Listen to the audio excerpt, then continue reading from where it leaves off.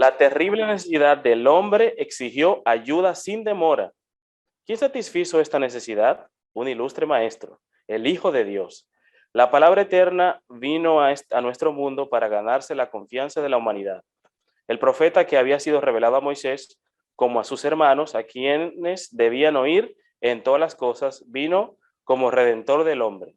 Oíd cielos y admiraos tierra, porque el instructor designado del hombre no era nada más, nada menos que el Hijo de Dios.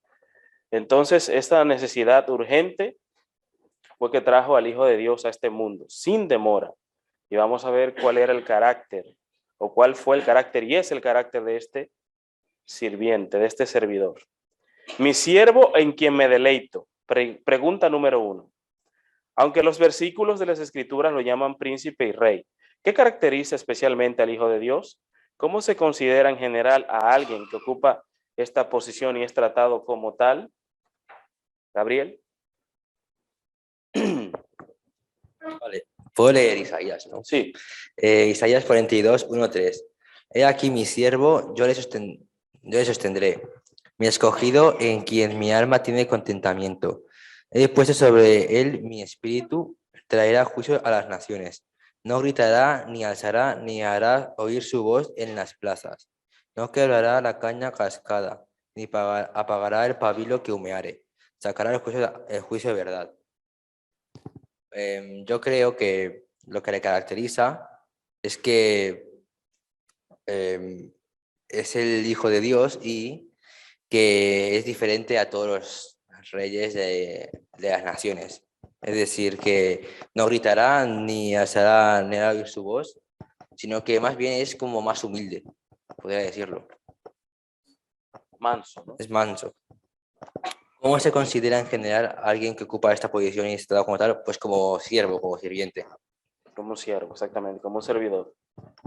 Y dice el versículo 3, no quebrará la caña cascada, ni apagará el pábilo que humeare. Sacará el juicio a verdad. ¿Saben lo que es un pábilo? Los jóvenes, ¿saben lo que es un pábilo? ¿Alguien le puede explicar lo que es un pábilo? ¿O sí sabes, Jessica? Bueno, más o menos.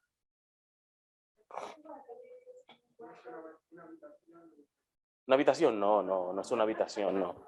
Hermana María les va a ayudar.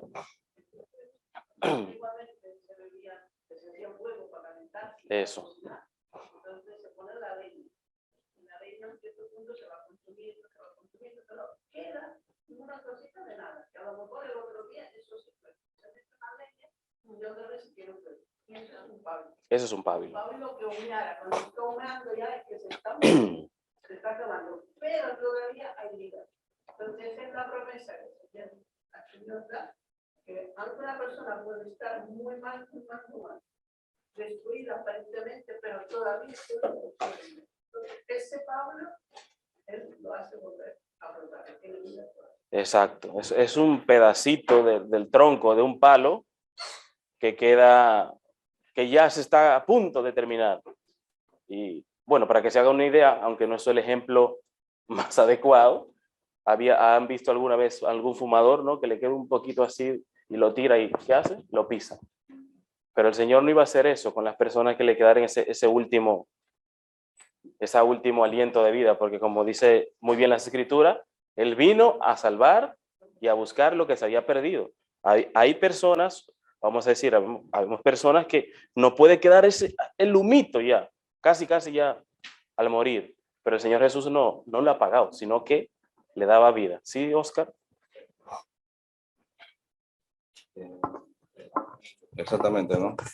Decía aquí el versículo de Isaías 42:3 decía, no quebrará la caña cascada, ¿no? Exacto. Vemos pues que Jesucristo exactamente era un siervo que se compadecía de todos.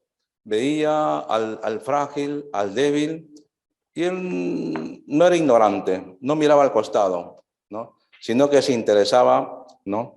en ese desvalido que necesitaban ayuda. Y bueno, aquí tenemos pues el mejor ejemplo, ¿no? Que es para nosotros, ¿no? De también no desviar la mirada, sino estar presto para ayudar, aunque a veces decimos, no, bueno, a un desconocido hay que tener mucho cuidado porque, bueno, a veces los riesgos también, cuántas cosas ha pasado, ¿no? Uno a veces por dar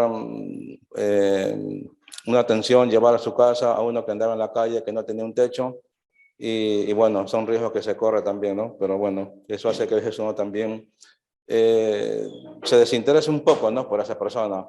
Bueno, Dios nos ayude pues para que también nos proteja de estos riesgos, de estos peligros que uno puede incurrir al poner a una persona que no conocemos, que necesita ayuda y a veces también son fingimientos, ¿no? Sí. ¿Sabes, no? Bueno, amén. Como dice la Biblia, ¿no? Por causa del amor, por la maldad, el amor de muchos se enfriará. Es verdad, pero también el Señor Jesús dijo, porque estuve en la cárcel, estuve hambriento. ¿Y qué le preguntaron? ¿Cuándo estuviste en la cárcel? ¿Cuándo estuviste hambriento? ¿Cuándo te visitamos? ¿Cuándo te dimos de comer?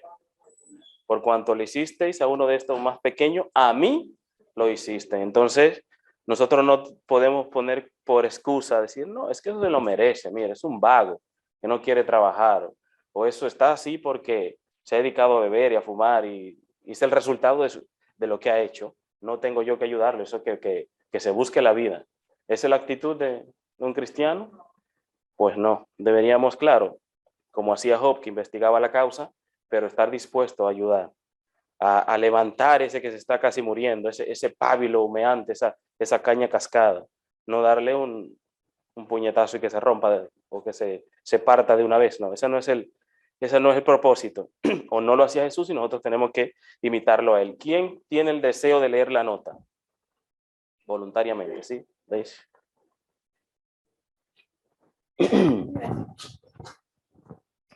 Dice, Jesús es nuestro ejemplo. Son muchos los que se espacian con interés en el periodo de su ministerio público, mientras pasan por alto la enseñanza de sus primeros años. Pero es en su vida familiar donde es el modelo para todos los niños y jóvenes. El Salvador condescendió en ser pobre a fin de enseñarnos cuán íntimamente podemos andar con Dios nosotros los de suerte humilde. Vivió para agradar, honrar y glorificar a su Padre en las cosas comunes de la vida. Empezó su obra consagrando el humilde oficio del artesano que trabaja para ganarse el pan cotidiano. Estaba haciendo el servicio de Dios tanto cuando trabajaba en el banco del carpintero como cuando hacía milagros para la muchedumbre. Y todo joven que siga fiel y obedientemente el ejemplo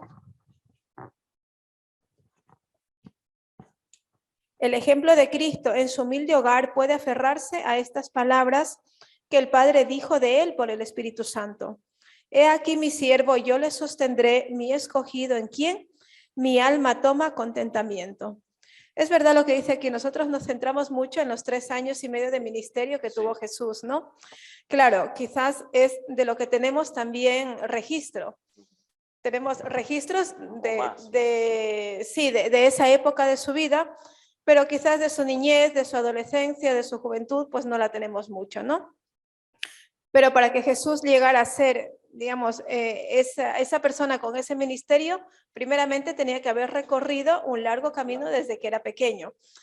Por ejemplo, si nosotros queremos sacarnos una carrera o saber sobre algo, no vamos a ser eruditos o tener el conocimiento completo o adecuado de un abrir y cerrar de ojos, sino tiene que ser que todo el tiempo tenemos que haber estudiado y el camino teníamos que haberlo recorrido para poder llegar a ese nivel de conocimiento. Entonces, nosotros los que ya estamos más adultos igual podemos tener digamos, tomar en cuenta el ejemplo de Jesús, porque aquí nos dice que especialmente los niños y los jóvenes, ¿verdad? Y bueno, nosotros estamos aquí, también hemos sido niños y jóvenes alguna vez, ¿no? Y que sigamos aquí firmes. Y algo que había leído aquí que estaba fue en la anterior diapositiva, que decía que Jesús se mantuvo tan ocupado que no tuvo tiempo para la tentación. Y eso es bueno, porque a veces el estar desocupados, el tener tanto tiempo libre, es el origen de muchos males, o es el origen muchos pensamientos o de muchos actos que quizás no son los más adecuados, ¿no? Sí. Entonces es bueno que nuestros hijos, nuestros niños, nuestros jóvenes estén siempre ocupados. Y si uno ve que no están haciendo nada, quizás darles algo para que ellos se entretengan en algo que sea de edificación, de provecho, algo que ellos puedan aprender y así no perder el tiempo precioso que aún tienen y que disponen y que todavía no les toca trabajar ni sostenerse por sí solos, pero ellos solamente ahora pueden aprender muchas cosas. O Entonces esto dedicarlo en también... otra cosa que son perjudiciales. Exactamente, o no meterse en otras cosas pues que no les va a ayudar para nada. Bueno, entonces que sea esto para ejemplo para los más jóvenes y también para nosotros. Sí, Samuel. Sí, bueno, quería comentar, no sé si se dijo cuando yo salí, que el Señor tiene mucho tacto con aquellos que están en una situación, vamos a decir, de desventaja o que están en pecado, ¿no? Y lo vemos como actuó con el caso de la mujer adúltera, ¿no? Y a veces nos falta ese tacto. Por eso dice que no apagará el pábilo o pabilo, que se puede decir de las dos formas, que humea. Y bueno, quería comentar que no es un trozo de leña, ¿eh? Es un trozo de hilo, el pábilo. Es un trozo de hilo, es un trozo de algodón que se puede estar quemado, ¿no? Es un hilo grueso, resistente, poco tramado, hecho de algodón, que se emplea, entre otras cosas, para tejer alpargatas, hamacas o cubrecamas. Eso es un pábilo. Entonces el Señor pues nos trata así como personas que nos estamos deshaciendo. Hay algunos que no, así como que no se espera nada más que se le acabe de volver nada, de desintegrar, exacto. Pero el Señor tiene mucho cuidado de todos sus hijos. Amén. Una cosa que decía en la nota, decía, él estaba haciendo el servicio de Dios, tanto como cuando trabajaba en el banco del carpintero, como cuando hacía milagros para la muchedumbre. Es muy importante tener eso pendiente, en cuenta, porque cuando estamos haciendo nuestro trabajo, cualquiera que sea el trabajo, tenemos que representar a Dios. ¿Y cómo lo representamos? Haciéndolo de la mejor manera posible, que sepamos y que podamos, porque a veces somos cristianos y damos un mal ejemplo en el trabajo, porque no somos personas, o sea, que no hacemos nuestro trabajo como se debería hacer. No solamente pensemos que se representa a Dios cuando se está en la iglesia o cuando se está predicando, se representa a Dios en todos los aspectos de la vida. Sí, hermano Rubén. Yo hablo de la escritura de la caña cascada, que nos lo han dicho los hermanos. ¿Qué significa eso, la caña cascada? Sí. La caña cascada, llevándolo a la parte de la naturaleza, en este caso la caña de azúcar, por ejemplo, o otras cañas que son no sé, de azúcar, Bambú. o el bambú, correcto. Lo utilizaban, hermanos, para hacer, el caso del bambú, hacer flautas. Pero para hacer la flauta había que sacarle lo de adentro, ¿no? Dejar solamente un bambú hueco. Sí. Eso es significado, más o menos el significado de la caña cascada. También en el caso de la caña de azúcar, cuando llevan a los trapiches, la presionan, le sacan todo el juguito y ¿cómo queda esa caña? Queda... Pues que no sirve para nada ya, ¿no? Más o menos los dos casos. El caso del bambú, pues también, ¿a quién puede partir un bambú? Pero si le sacan lo de adentro, ya queda débil. Entonces eso representa a nosotros. Nosotros y nuestra naturaleza débil, inconstantes, y uno más fuerte, otro más débiles, pero a veces somos fuertes, pero a veces estamos débiles. Esa es nuestra vida cristiana. Y el Señor, hermano, a cualquiera que iba a Él no lo rechazaba, sea de cualquier clase social. Eso significa eso. Pasamos a la pregunta número 2. ¿Fracasaría o se desanimaría en la realización de su servicio divino? ¿Qué es para los gentiles? Caleb. Bueno, pues en Isaías 42:4 dice, no se cansará ni desmayará hasta que haya puesto juicio en la tierra y las islas esperarán su ley. Entonces, pues ya con la primera pregunta, pues ya explica que no se iba a cansar ni se iba a desanimar hasta que haya llegado el Evangelio, pues, el juicio pues a toda la tierra y que incluso antes de que pasase, o sea, antes de que pasase el juicio, pues llegaría, bueno, incluso hasta las islas. A los Así- gentiles. Sí. ¿Y qué es para los gentiles? Pues al final del versículo 6 dice pues que será luz para los gentiles. Porque, bueno, será también una esperanza para ellos, porque, bueno, los gentiles pues se refiere a la gente que no era judía, Sí. porque allí supuestamente ellos pensaban que los judíos eran los únicos que tenían la ley de Dios y los únicos que podían saber de ella o practicarla, Ujú. pero pues llegaría a todo el mundo y no solo sería para ellos. Sí. ¿Y qué tú entiendes aquí cuando dice si se desanimaría o se cansaría en la realización de su servicio? ¿Tú crees que el Señor Jesús no se cansó nunca? Bueno, seguro, sí.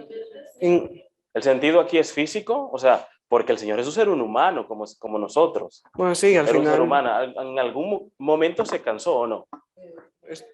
bueno, cuando dijo en el Getsemaní, creo que era, ¿No? Y antes del Getsemaní, en también. muchas ocasiones también mostró que o sea, que estaba cansado, que estaba agotado físicamente. Pero lo que aquí quiere decir no es que él no se cansaría físicamente, sino que no desistiría en él, en la misión que le fue encomendada. Y nosotros tenemos que aprender de esto. ¿Desistimos nosotros a veces? Muchas veces. Desistimos de propósitos que nos proponemos, o sea, no se propone una meta, un objetivo, y a mediano plazo o antes ya me canso, ya lo dejo. Y eso no formaba parte del carácter de nuestro Señor Jesucristo. La misión que tenía la llevaría a cabo a pesar de lo que, del trabajo, del cansancio, de que tuviera que madrugar, de cómo se sintiera, él llevaría a cabo esa misión. Y tenemos nosotros que aprender esa lección también. ¿Sí, Oscar? Es cierto, hermanos, el maestro se cansaba porque era humano, así como nosotros, de carne y hueso, ¿no? Necesitaba alimentarse también para recuperar fuerzas. También, hermanos, de aquí tenemos que aprender las limitaciones que tenía, ¿no? Vemos que no tenía casa, no tenía presupuesto y tantas cosas, ¿no? Los discípulos que tenía a su costado eran alumnos que tenían que aprender, no eran personas académicas, entonces para él el esfuerzo era muy enorme, tenía que enseñar a los discípulos y tenía que enseñar estas verdades, y con muchas limitaciones para su tiempo, ¿no? Por eso dice que él tenía que seguir. ¿Cuántas cosas capaz no? A nosotros nos desanimamos, no, nos falta esto, esto no puedo, sin esto no hago nada, y el esfuerzo va a ser el triple, el cuádruple. Sí. Entonces nosotros, ante las desventajas, ante las limitaciones, ¿qué hacemos? Tiramos la toalla. Sí. Y el maestro tenía que seguir adelante frente a estas cosas. Y como comenta el hermano Oscar, tenía muchas más limitaciones que la que tenemos nosotros hoy. Nosotros tenemos muchísimas ventajas. Me refiero al cumplimiento de este deber, de llevar el evangelio a otros. Muchas limitaciones tenían en ese tiempo, ¿sí? Gladys. Sí, vemos, ¿no? Que es verdad que nosotros en el mínimo obstáculo a lo mejor también nos desanimamos, ¿no? Sin embargo, el Señor, ¿qué es lo que le movía, ¿no? Él a seguir.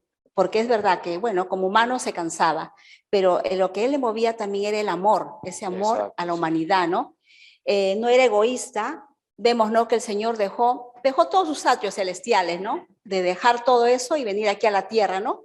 Por la raza humana que encima aquí en la tierra, pues, le trataban mal, ¿no? Le humillaron, le pegaron, bueno, le hicieron de todo. Sin embargo, el Señor seguía adelante, ¿no? No se desanimó, ¿no? Vemos que él siguió adelante y claro, lo que le movía, como digo, pues era eso, ¿no? Ese amor de ver cómo la humanidad no estaba en pecado y bueno, quiso venir aquí a salvar a la raza, ¿no? Humana. Y bueno, ese es un ejemplo también que nos deja a nosotros, de que nosotros debemos de transmitir también, ¿no? Ese evangelio, esa luz, también a las personas, ¿no? Que conocemos, ¿no? Para que tampoco se pierda. Bueno, entonces quedaría pedir a Dios que nos dé ese amor para cumplir con nuestro deber. Bueno, vamos a ver a lo largo de esta lección la condición en la que estaba el ser humano, que ni siquiera los ángeles daban un peso, por así, un euro por la humanidad. Amelia, ¿puedes leer la nota, por favor?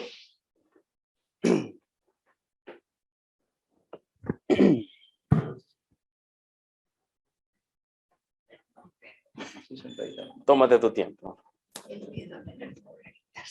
Bueno, leemos la nota. Dice: Jesús miró al mundo en su estado caído con infinita piedad. Tomó la humanidad sobre sí para poder tocar y elevar a la humanidad. Vino a buscar y salvar lo que estaba perdido. Estaba escrito que no fallará ni se desanimará, y avanzó por el camino de la abnegación y el sacrificio, dándonos un ejemplo que debemos seguir en sus pasos. Debemos trabajar como lo hizo Jesús, apartándonos de nuestro propio placer, alejándonos de los sobornos de Satanás, despreciando la comodidad y aborreciendo el egoísmo, para que podamos buscar y salvar lo que está perdido, llevando las almas de las tinieblas a la luz, al sol del amor de Dios. Se nos ha encomendado que salgamos y prediquemos el Evangelio a toda criatura. Debemos llevar a los perdidos las nuevas que Cristo puede perdonar el pecado, puede renovar la naturaleza, puede revestir el alma con las vestiduras de su justicia, traer al pecador a su sano juicio, enseñarle y prepararle para ser un obrero junto con Dios. Amén. Bueno, en realidad es muy importante que la majestad de los cielos condescendiera a ser una criatura y luego a vivir no en el palacio de Herodes, sino prácticamente en la casa de un carpintero, y que allí trabajara con sus manos y fuera un ejemplo, porque dice que a su presencia venían los niños y todas las personas, y eran prácticamente, se sentían contentos en su presencia. Eso es muy importante. Los niños son los primeros detectores del amor. Sí. Y segundo, los jóvenes. Los jóvenes también detectan el cariño y todo lo demás. Y claro, ¿quién no quiere que le quieran? Así que eso es importante. Aquí dice algo: despreciando la comodidad y aborreciendo el egoísmo. Yo creo que el problema fundamental es este, que nos cuesta salir de nuestra zona de confort. Pero si hace frío, si está lloviendo, si igual nos rechazan los volantes, si lo tiran cuando das la espalda, muchas excusas pueden haber. Y todo esto es porque no queremos dejar nuestra comodidad. Y el Rey del Cielo dejó su comodidad, imagínense, ser el comandante de la hueste celestial, igual a Dios, hacerse en forma de hombre, igual al hombre, y vivir una vida dentro de pobreza cuando él era a quienes los ángeles le dedicaban en servir. Dejó todo en el cielo, dejó su comodidad, dejó su posición, y nosotros a veces, como simples seres humanos pecadores, que somos como un soplo, dice la Biblia, nos cuesta movernos de nuestro lugar para ir a buscar a otros, a llevarle este mensaje. Ese es el problema es el egoísmo, la falta de abnegación, la falta de sacrificio personal. Que el Señor nos ayude a que el Espíritu Santo nos transforme, porque este Evangelio del Reino debe ser predicado para que pueda venir el fin, si no, no vendrá. Y muchas veces nosotros, ay, sí, que venga el Señor, tantas cosas que pasan en el mundo, pero solamente son palabras, las acciones no corresponden. El siervo de Dios rociará muchas naciones. Pregunta número 3. ¿Quién debería ser el centro de atención del cristiano? ¿Cómo cambió su rostro y su forma del Señor Jesús? Pero incluso entonces, ¿qué les dará a muchas naciones? Alguien que no haya contestado y que quiera contestar, y si no, yo le pregunto directamente. A ver, no hay como ganas de levantar la mano. Hermano Germán.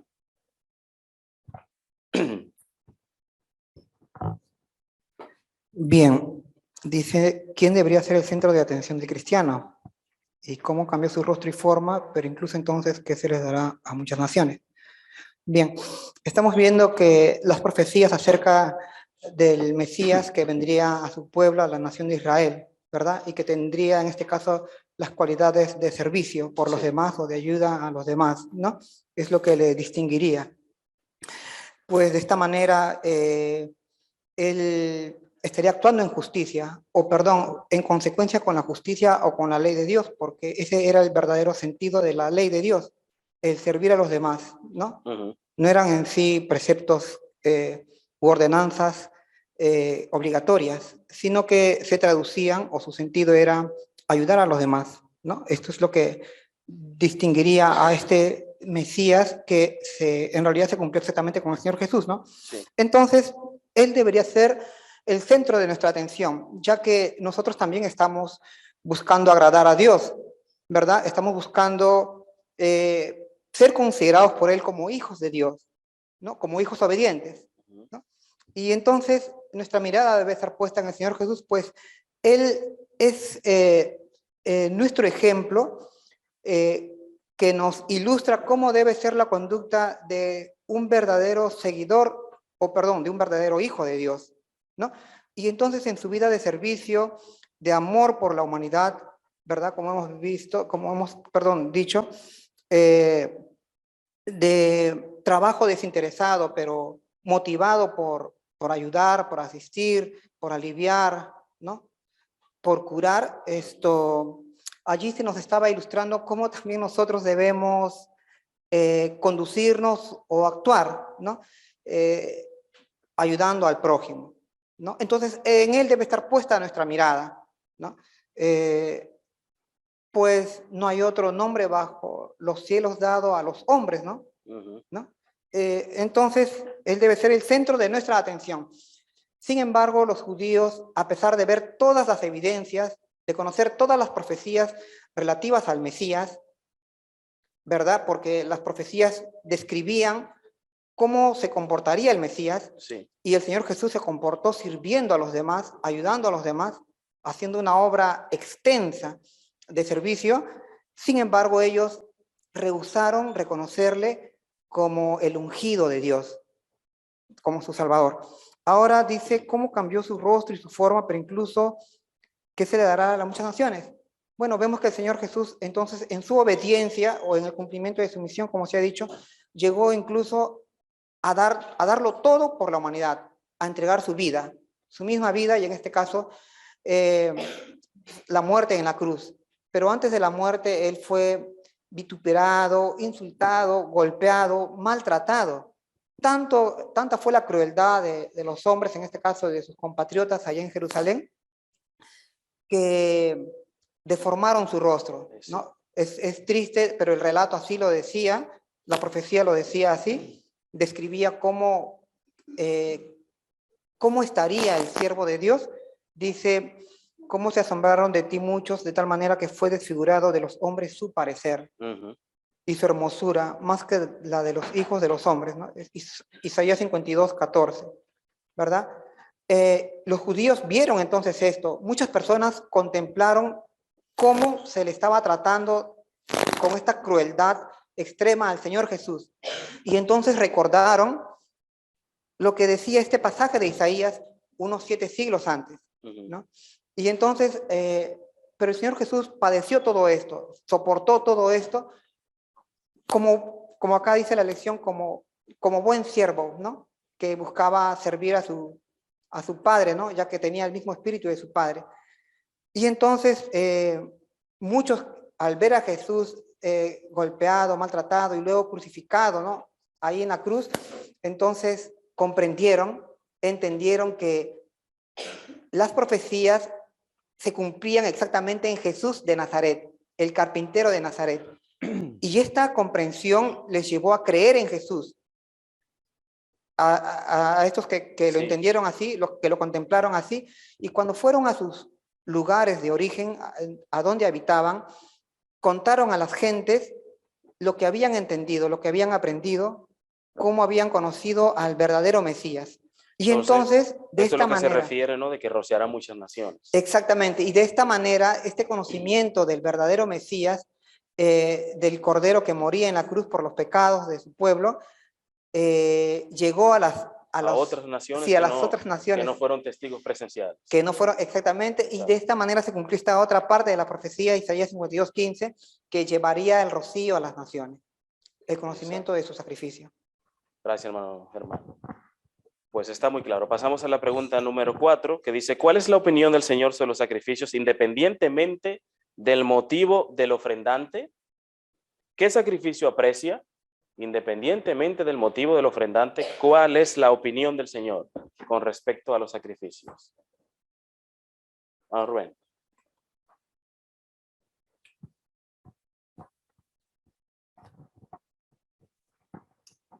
Bueno, el Señor no espera de nosotros abundantemente sacrificios para tratar de agradarlo. Al contrario, hermanos, más bien Él se cansa viendo el corazón del que trae el presente.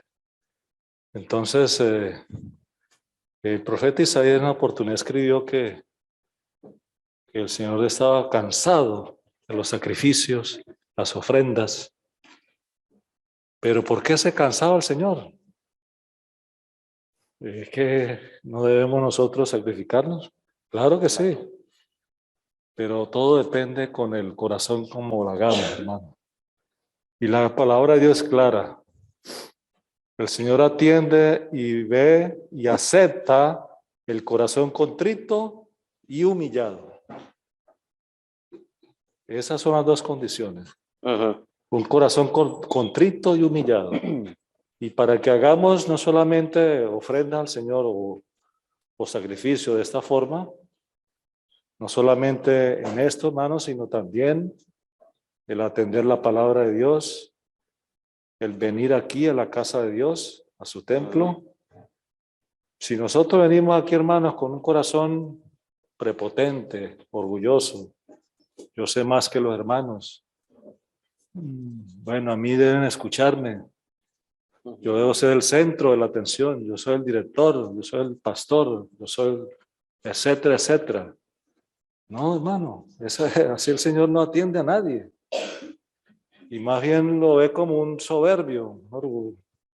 Y de pronto lo pone hacia un lado. Entonces, hermanos, primeramente le digo algo, lo que dijo un hombre muy conocido por todos en el mundo.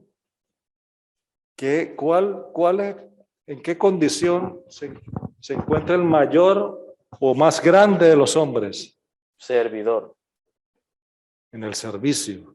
Sí. Pero sobre todo cuando el hombre está de rodillas, hermano, y algunos no quieren ni siquiera arrodillarse. El hombre es grande cuando está de rodillas, delante de la presencia de Dios.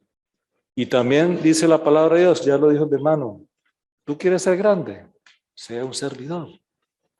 El Señor nos dio el ejemplo, yo no vine a que me sirvieran, yo vine a servir. Entonces, hermano, busquemos cualquier oportunidad y pretexto para servir, para servirnos. Y no que me sirvan a mí, sino servir. Amén. Bueno, el Señor se agrada más de la obediencia que los sacrificios. No es que Él no quiera sacrificios, sino que quiere más bien obediencia. Si los sacrificios no corresponden con la obediencia, Él no los acepta. Pasemos a la pregunta número 5. Ya que estamos sobre el tiempo. ¿Qué significa el versículo que el Hijo del Hombre será por santuario para la casa de Israel y Jerusalén? ¿Qué significa este versículo? Hermano Samuel, ¿puedes contestar?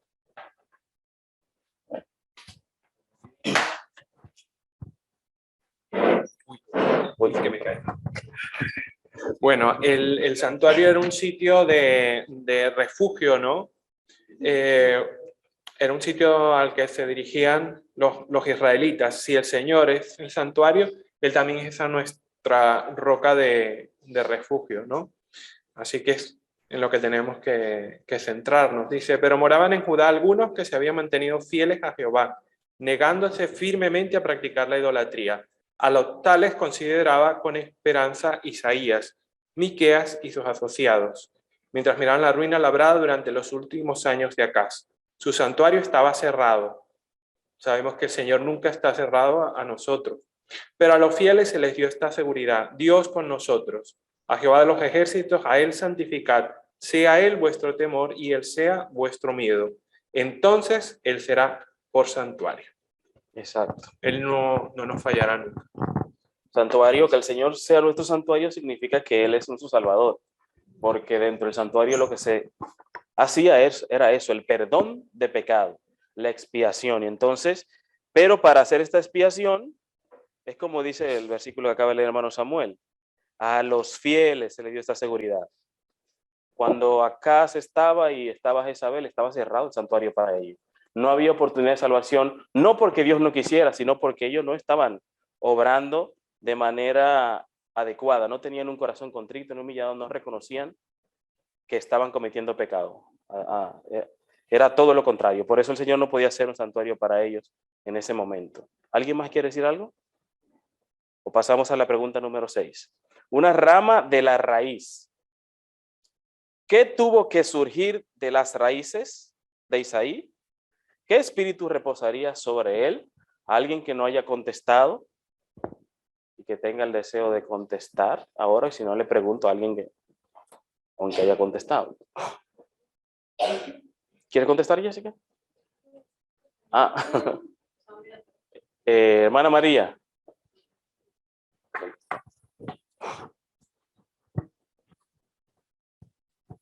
¿Qué tuvo que surgir de las raíces de Isaí? Pues sí, sabemos que sabemos que de la raíz de Isaí, en la tribu de David, y de donde vino Jesús, el gran consolador y la grande promesa para todos, desde Adán hasta nosotros. Y dice también una cosa muy bonita, que dice que no juzgará según la vista de sus ojos, ni arguirá por lo que oyeron su oído.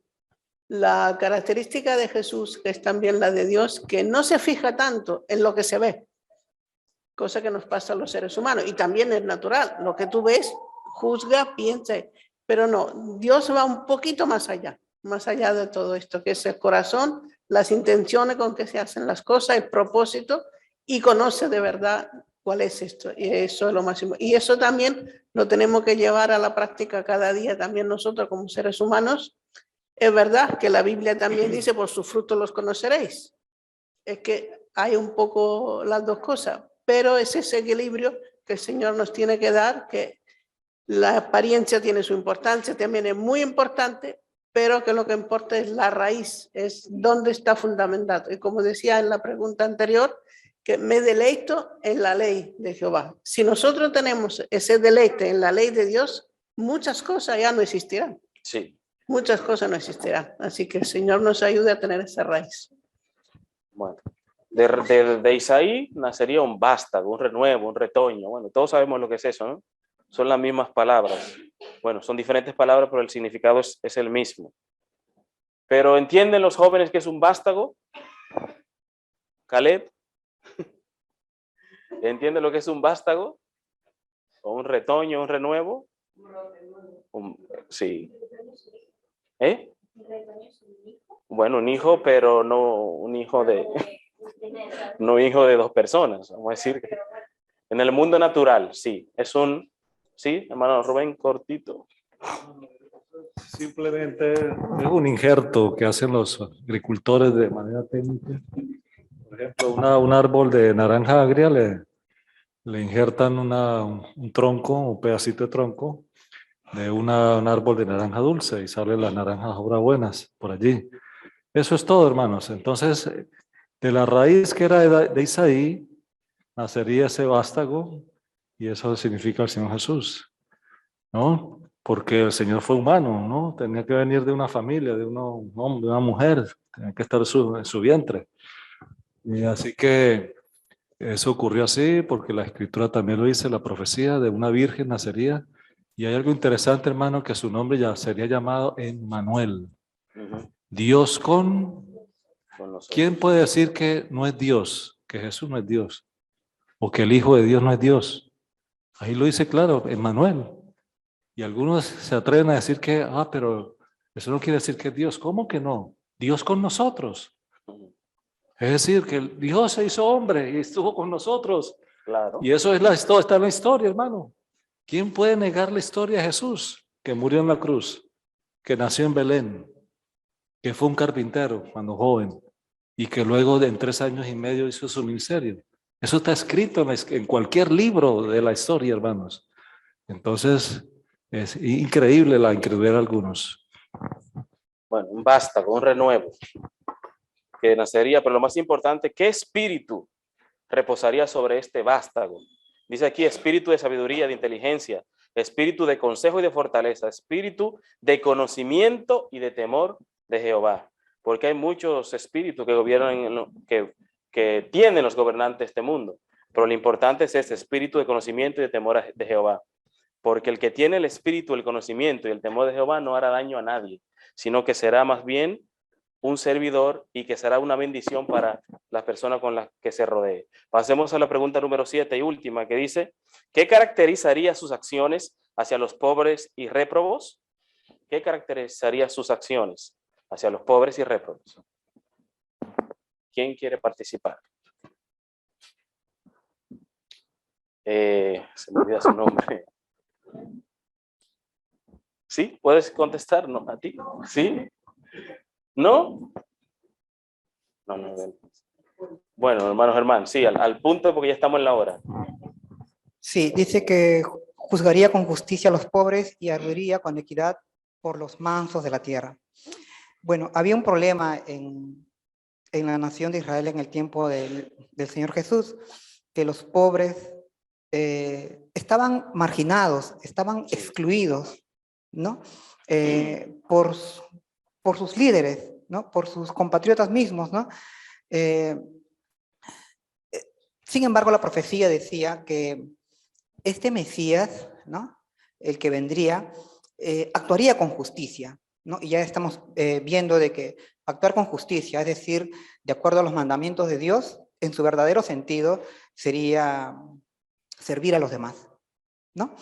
Entonces, lo que iba a caracterizar al Señor Jesús es que a estos marginados, a estos pobres, a estos excluidos por su nación, el Señor... Por su condición. Por su condición, exactamente. El Señor los iba otra vez a incorporar a su pueblo, a su nación, de donde, bueno, habían sido apartados o marginados, ¿no? Por eso que el Señor dijo, bienaventurados los pobres, porque de ellos es el reino de Dios.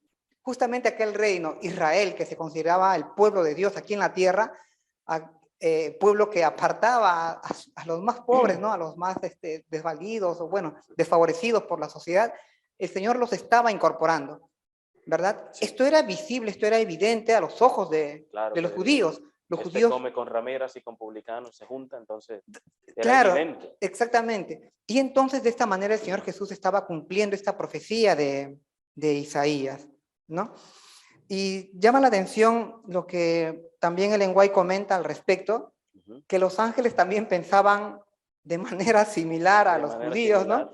Dijeron... En relación a nosotros. Exactamente, en relación a la humanidad caída, pero dice ella que los ángeles creían que, ¿por qué mejor no de una vez terminamos con la humanidad? Sí, que había más... No, que es más fácil. Argumentos a favor de que fuera destruido que fuera restaurado. Exactamente. La humanidad. Entonces, pero el Señor pensó lo contrario, ¿verdad? Sí. La luz del mundo, ¿no? El que nos iba a enseñar la verdadera justicia, el verdadero sentido de la ley, que es el cimiento del trono de Dios, ¿no? El amor por toda su creación.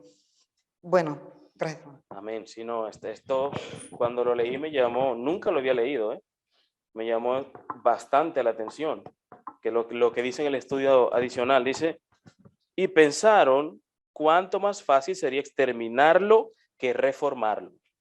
Pero el Hijo de Dios mismo vino a realizar una reforma. Entonces el ser humano había llegado tanto en el pecado, tanto en la maldad, tan profundo, que los ángeles dijeron, no, esto no vale la pena. Aquí es mejor acabar y comenzar de nuevo que reformarlo, porque lo vieron imposible. Desde su punto de vista, para ellos el ser humano había llegado tan bajo que no podía ser rescatado, que lo que le tocaba era la condenación eterna. Bueno, hermano Rubén, hemos pasado ya del tiempo, si es corto y al punto, sí. Bien, hermanos, es interesante el espíritu que tiene el Señor Jesús. Y sobre todo aquí habla algo interesante, tiene que ver con la salud. Y si la fidelidad, Señor, de sus riñones. Eso está en el texto, hermano. Nadie dijo esto, nadie, ¿no? Ninguna opinión.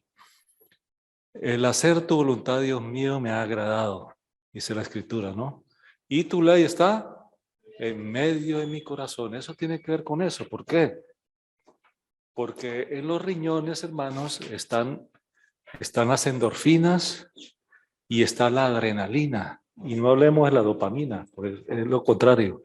Las endorfinas y la adrenalina son hormonas que segregan los riñones para que nosotros nos dé un estado de felicidad, de gozo y también de acción.